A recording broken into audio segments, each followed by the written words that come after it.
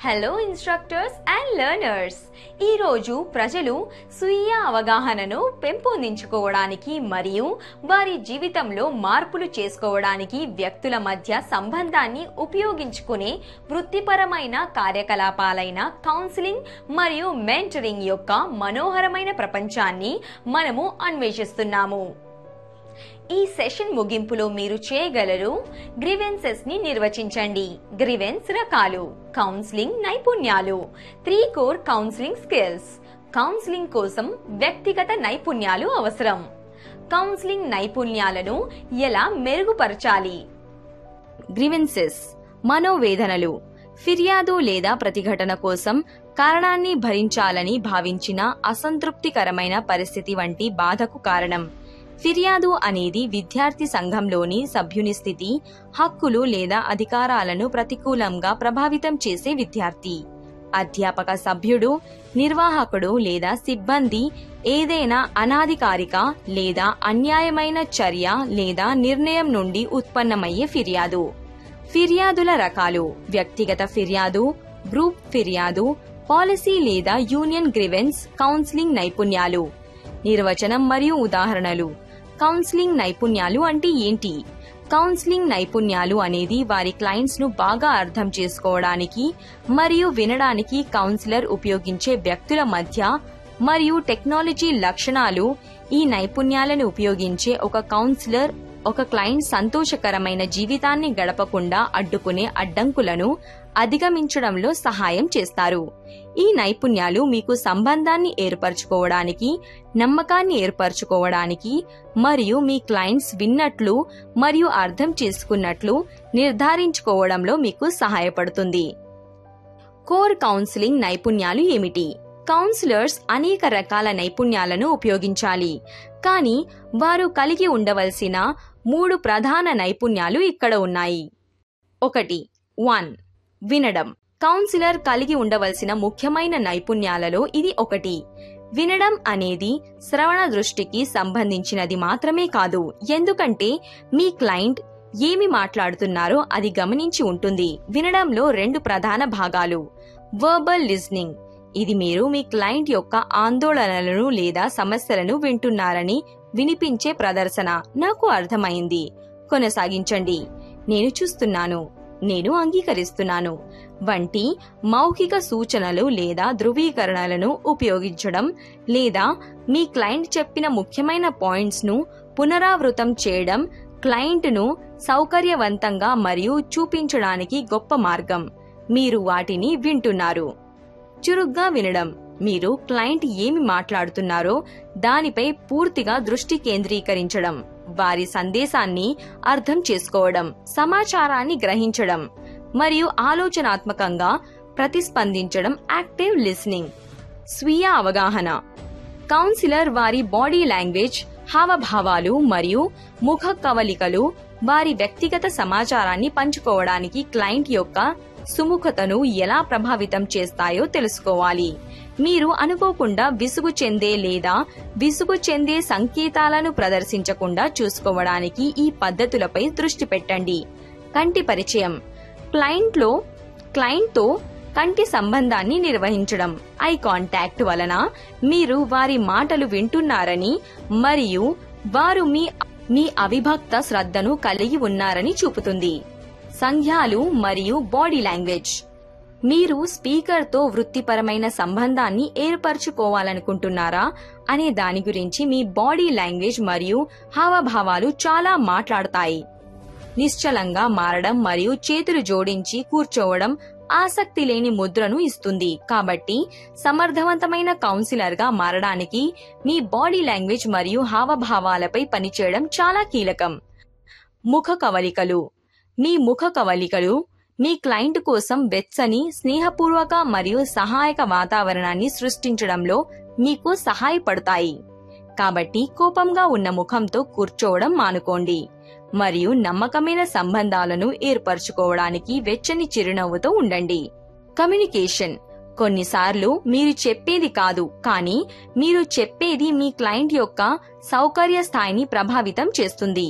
ఒక కౌన్సిలర్ వారి ఆలోచనలలో స్పష్టతతో క్లయింట్ యొక్క ప్రశ్నకు ప్రతిస్పందించినప్పుడు వారు క్లయింట్ ని మెరుగ్గా నిర్వహించగలరు. కాబట్టి క్లయింట్ కి మీ ఆలోచనలను స్పష్టంగా తెలియజేయడం అనేది ఒక ముఖ్యమైన కౌన్సిలర్ నైపుణ్యం.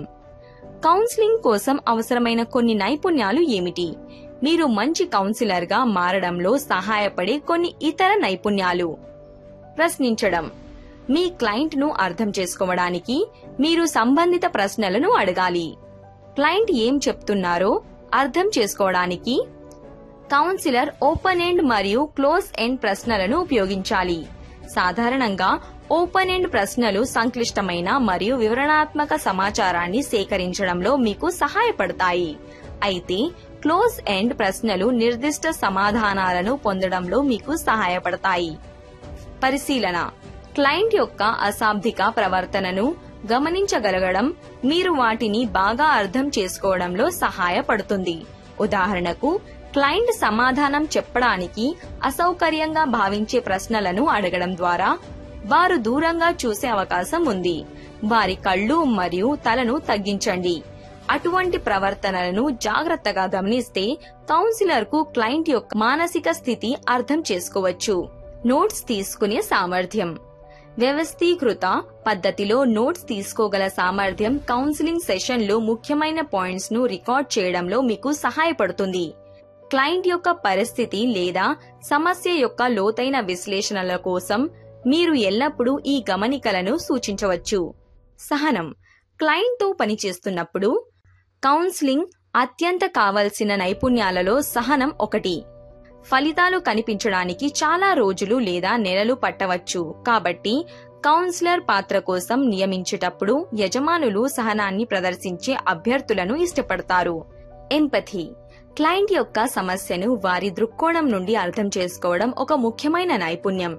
సానుభూతి గల కౌన్సిలర్స్ క్లయింట్ వారి సమస్యలను అధిగమించడానికి త్వరగా సహాయం చేయగలరు.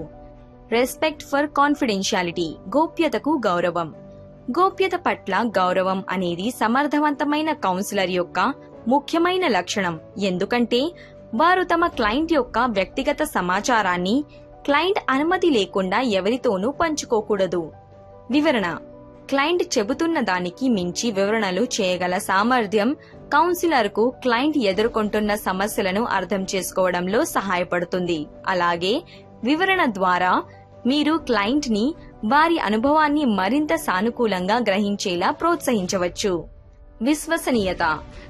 క్లయింట్ కౌన్సిలర్ ను విశ్వసిస్తే తప్ప వారు తమ సమస్యలను మరియు వ్యక్తిగత సమాచారాన్ని పంచుకునే అవకాశం తక్కువ. కాబట్టి మీరు మీ క్లయింట్ తో నమ్మకాన్ని పెంపొందించడంలో మరియు కొనసాగించడంలో నైపుణ్యం కలిగి ఉండాలి. కౌన్సిలింగ్ నైపుణ్యాలను ఎలా మెరుగుపరచాలి? మీ నైపుణ్యాలను మెరుగుపరచుకోవడానికి ఇక్కడ 3 మార్గాలు ఉన్నాయి. మాక్ కౌన్సిలింగ్ సెషన్లను నిర్వహించండి. మీరు మీ స్నేహితుడు లేదా కుటుంబ సభ్యులతో మాక్ కౌన్సిలింగ్ సెషన్ నిర్వహించడం ద్వారా ఈ నైపుణ్యాలను మెరుగుపరుచుకోవచ్చు. మీ మాక్ క్లయింట్లుగా ఉండమని వారిని అడగండి. కౌన్సిలింగ్ అందించండి మరియు సెషన్లను రికార్డ్ చేయండి. మాక్ సెషన్ తరువాత మీరు రికార్డింగ్స్ ను తిరిగి సందర్శించి అభివృద్ధి చెందుతున్న ప్రాంతాలను అర్థం చేసుకోవచ్చు మరియు మీ స్నేహితుడికి వారి సెషన్లో వారు ఏమి ఇష్టపడ్డారు మరియు ఇష్టపడలేదు అని అడగవచ్చు. మీ నైపుణ్యాలను పదును పెట్టడానికి ఈ నిర్మాణాత్మక విమర్శలను ఉపయోగించండి. ఒక గురువును నియమించుకోండి. మీరు అనుభవజ్ఞుడైన కౌన్సిలర్ ని మీ మెంటార్ గా నియమించుకోవచ్చు. వారితో సంప్రదించి మీ క్లయింట్ ను అర్థం చేసుకోవడంలో మరియు వారి సమస్యలను సమర్థవంతంగా నిర్వహించడంలో మీకు సహాయపడే కౌన్సిలింగ్ పద్ధతుల గురించి తెలుసుకోండి. ఉద్యోగ నీడలో పాల్గొనండి. కౌన్సిలర్ యొక్క బాధ్యతలు, నైపుణ్యాలు మరియు విధులను అర్థం చేసుకోవడానికి ఇది గొప్ప మార్గం. అనుభవజ్ఞుడైన కౌన్సిలర్ ని ఎన్నుకోండి మరియు వారు తమ రోగులకు సలహా ఇస్తున్నప్పుడు వారిని అనుసరించండి. జాబ్ షాడోయింగ్ ద్వారా ఈ నిపుణులు భావోద్వేగ ప్రేరణను ఎలా నిర్వహిస్తారు మరియు వారు క్లయింట్ సమస్యను ఎలా పరిష్కరించడానికి ప్రయత్నిస్తారు అని మీరు అర్థం చేసుకోవచ్చు. కౌన్సిలర్స్ క్లయింట్తో సంభాషించేటప్పుడు వారి బాడీ లాంగ్వేజ్ మరియు ముఖ కవళికలను అధ్యయనం చేయడానికి మరియు గమనించడానికి ఇది మీకు అవకాశాన్ని ఇస్తుంది.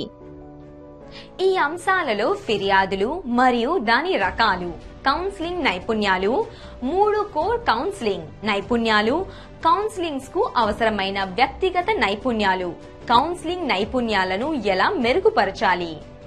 మీరు ఈ అంశాన్ని మరియు విద్యలో విభిన్న అభ్యాస పద్ధతులను స్వీకరించడం యొక్క ప్రాముఖ్యతను అర్థం చేసుకున్నారని నేను ఆశిస్తున్నాను. మన తదుపరి వీడియోలలో మేము కొత్త విషయాలను నేర్చుకుంటాము. అప్పటి వరకు జాగ్రత్త వహించండి.